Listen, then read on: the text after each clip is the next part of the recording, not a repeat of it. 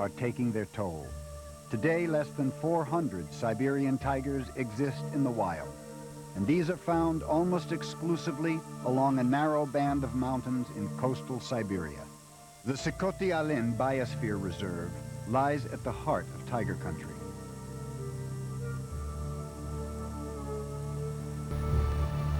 It is the largest wildlife sanctuary in the Russian Far East, encompassing more than 1,000 square miles of forested mountains, clear rivers, and unbroken coastline.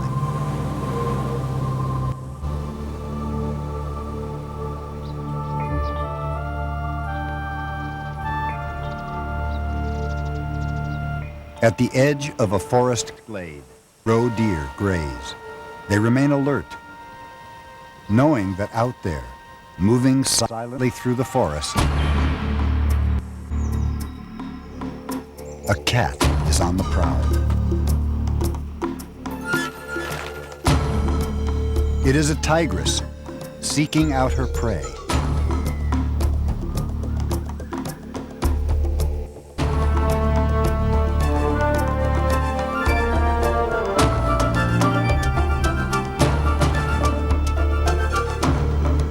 She will not make a kill today, but must soon, as she has another mouth to feed.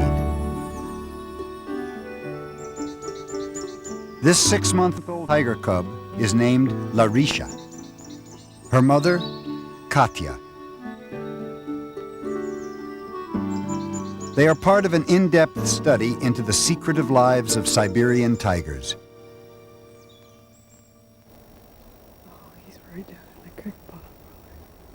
Linda Curley and John Goodrich are a husband and wife research team coordinating the efforts of the Siberian Tiger Project, a joint Russian and American study conducted by the Hornacher Wildlife Institute.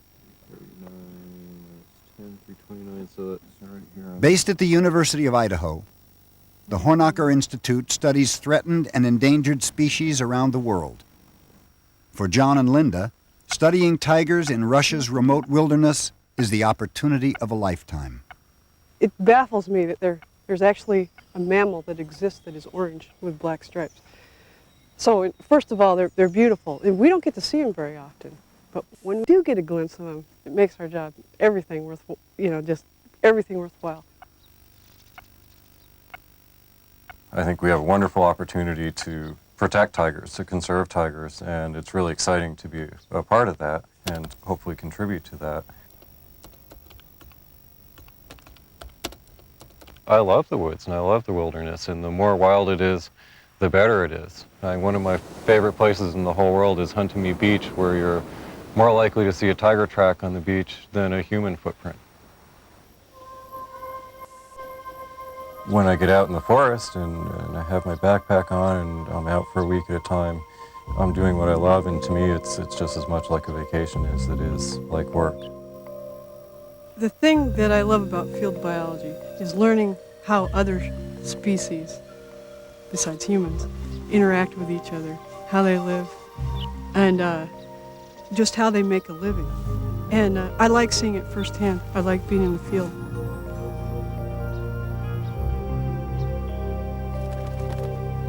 John and Linda rarely see the animals they study. Tigers are secretive animals, and you can't just sit around and watch them. So we have to use radio telemetry in order to answer some of these questions, and these questions are critical to Siberian tiger conservation. John and Linda are using radio telemetry to unlock the Siberian tiger's elusive nature.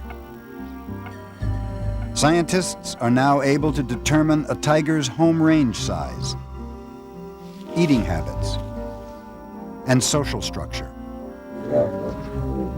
Little by little, a picture of tiger society is emerging.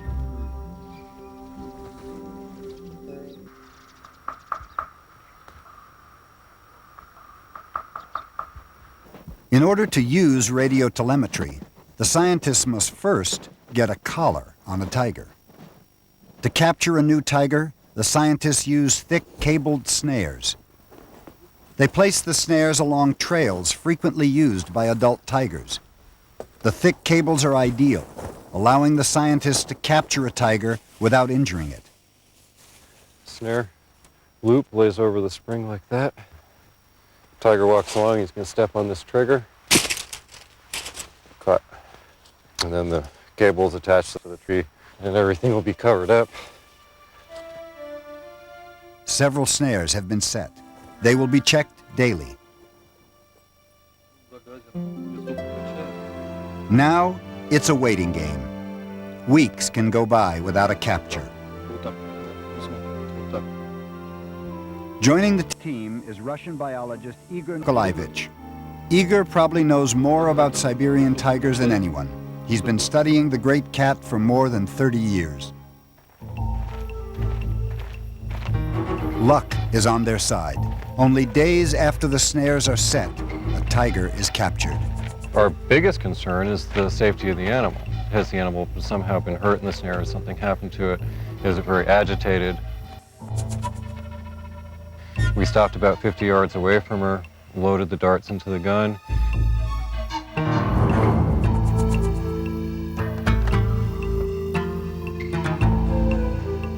And then approached slowly and quietly. The first approach is the most dangerous because the scientists have no way of telling how securely the tiger is held in the snare. Yeah, it's dangerous.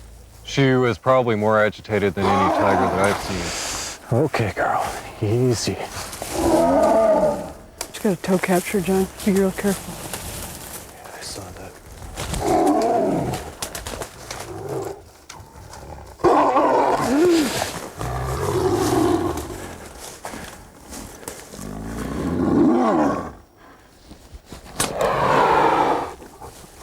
Okay, back off. Backing off. But I got that dart in her and I backed off to let that dart take effect because I knew even if it wasn't enough, it would calm her down. And indeed it did, and the second time we went in, she was much less mobile and much easier to work with.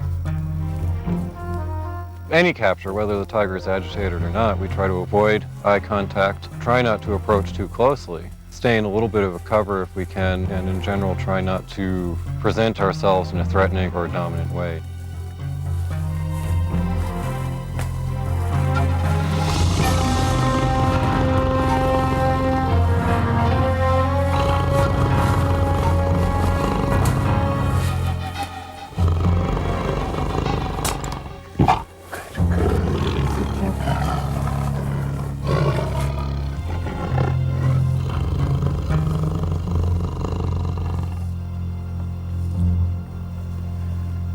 The tiger was unharmed during the capture. The team must work quickly before the drugs wear off. Tigers have no blink response when sedated, so their eyes must be artificially lubricated and covered.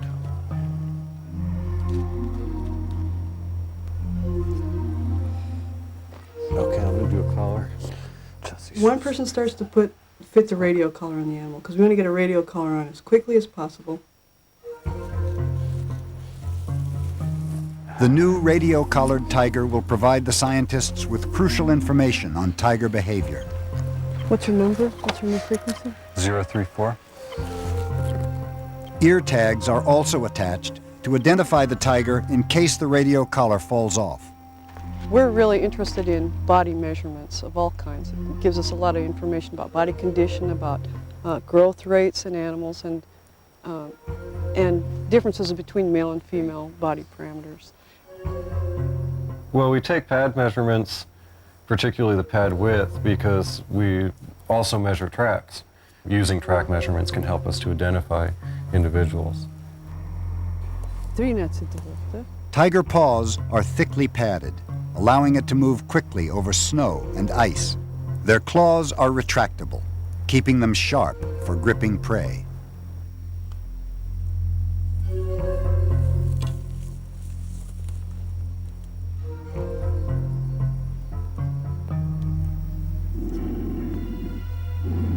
Yep, we got head movement already. She's moving, but she's starting to twitch and stuff already, so. The tiger is showing signs that the drugs are wearing off. The decision is made to abandon collecting more information and move out as quickly as possible.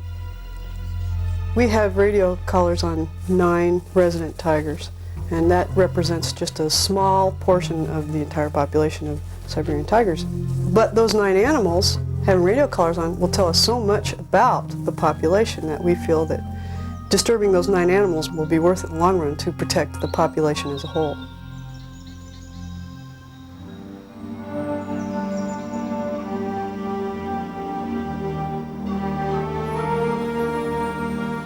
Tigers are not alone in this wilderness.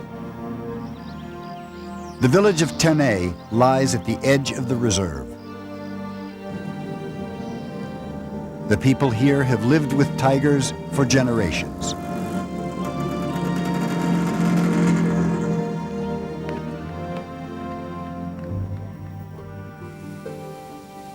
Although Siberian tigers are not known as man-eaters, precautions are taken.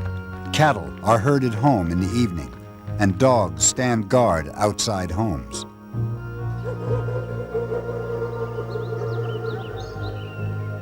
It is not unheard of for a wounded or sick tiger to wander into town looking for an easy meal.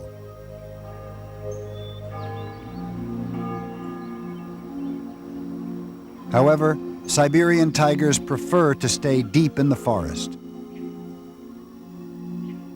where they blend seamlessly into the landscape.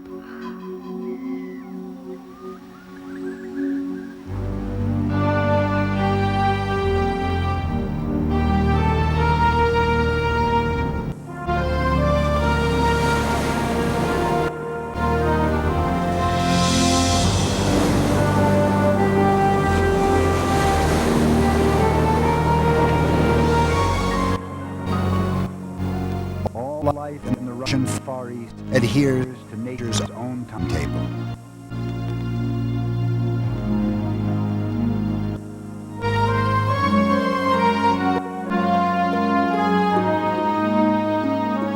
What may start out as a few innocent flakes can turn serious in a matter of minutes.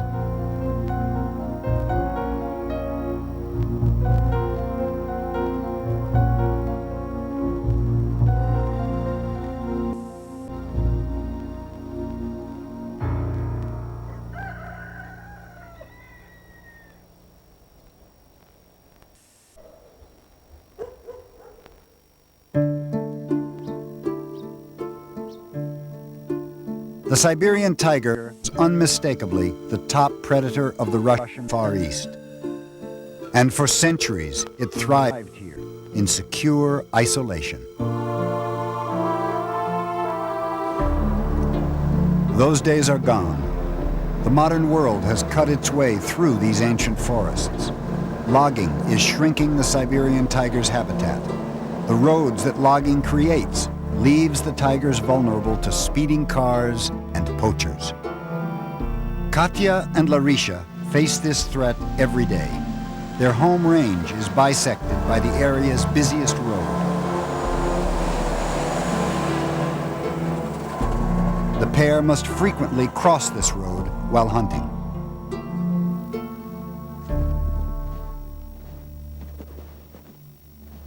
John and Linda are concerned about Katya.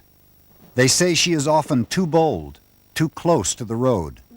Other tigers are more wary. 11-centimeter hind foot.